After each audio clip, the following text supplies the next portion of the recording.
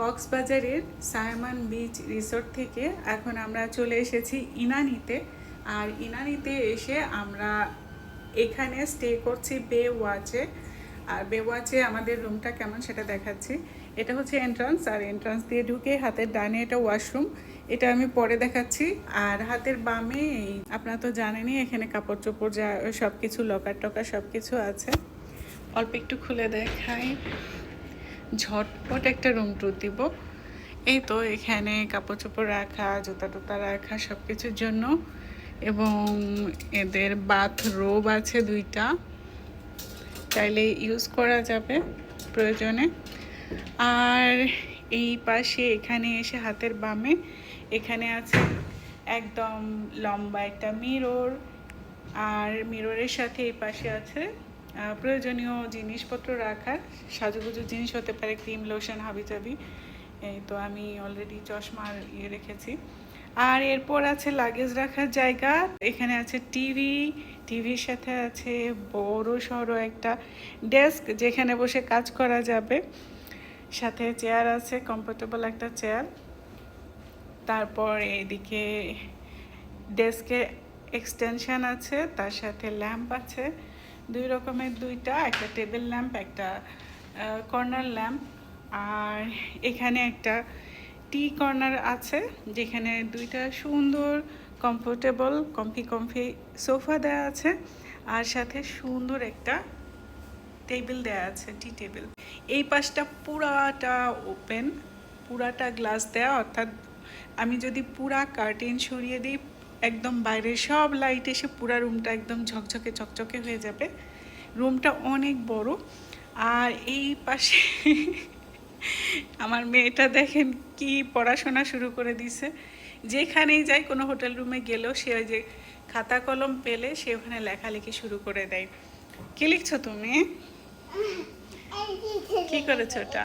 এটা হচ্ছে king size একটা বেডটা খুবই সুন্দর, আর উপরে এরকম একটা পেন্টিং দেওয়া আছে। এখানে আরেকটা কাবার্ড আছে, ফ্রিজ থাকার কথা এক পাশে হয়তো বা, এইরকম এখানেও অনেক কিছু রাখা যাবে। এই যে অনেক বড় স্পেস। এই পাশে কি আছে দেখি, এই তো ফ্রিজ, এখানে ছোট্ট একটা ফ্রিজ প্রয়োজনে ইউজ করা যায়। আর এখানে টি কফি রাখা আছে। এটা অনেক সুন্দর, এটার কালারটা কি সুন্দর, অনেক সুন্দর।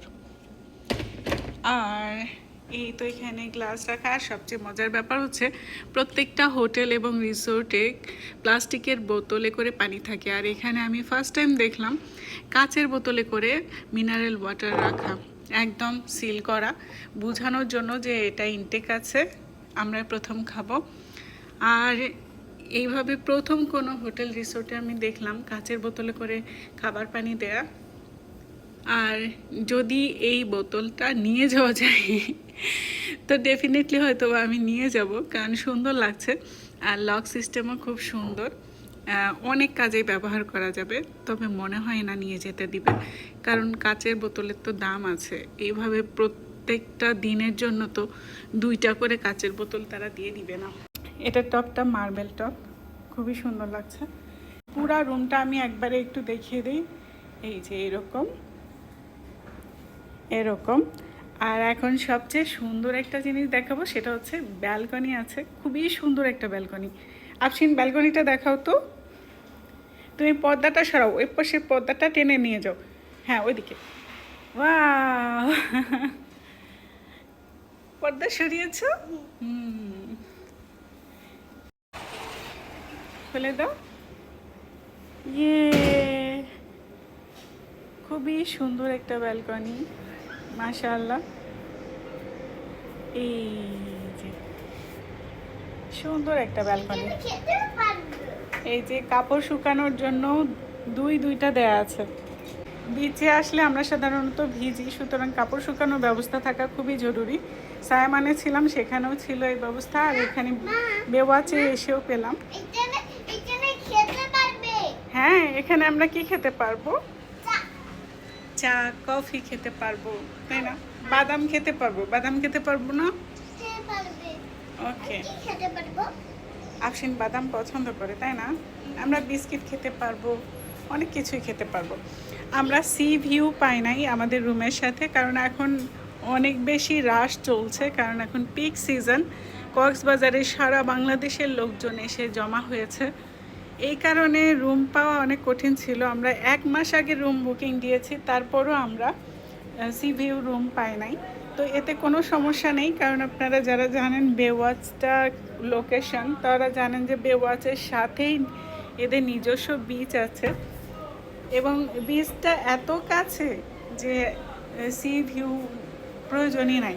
আর বেওয়াচের সাথে যে বিচ আছে, সেই বিচের পাশে এদের বসার অ্যারেঞ্জমেন্টটা এত সুন্দর, সেখানে বসে বসেও সুন্দর করে সমুদ্রের সৌন্দর্য উপভোগ করা যাবে। আর ওখানে বসতেও আমার খুব ভালো লাগে। আমি এর আগেও এসে বেওয়াচে ছিলাম, তখনও বিকেলবেলা ওখানে যে বসে থাকতাম। বাথরুম দেখাও তো। এই যে এটা হচ্ছে আফসিনের ওয়াশরুম, হেয়ার ড্রায়ার আছে, এই যে ফ্লেক্সিবল ছোট্ট একটা মিরর আছে যেটা কাছে এনে দেখা যাবে। এই তো বড় একটা মিরর আছে, সুন্দর বেসিন। আফসিন শাওয়ারের জায়গা কোথায়? এই পাশে টাওয়েল রাখার ব্যবস্থা আছে, আর এটা হচ্ছে শাওয়ারের জায়গা। এই তো, আসো আসো আসো। এই হলো বেওয়াচে আমাদের রুম ট্যুর। এই রুমে আমরা 3 দিন থাকবো। এই হচ্ছে পুরা রুমটা। এই হচ্ছে আমার মেয়ে আফসিন, যে সারাক্ষণ লাফালাফি করতে থাকে। আর এদিকে আমি পর্দা সরিয়ে দিয়েছি, আলোয় আলোয় ভরা একদম।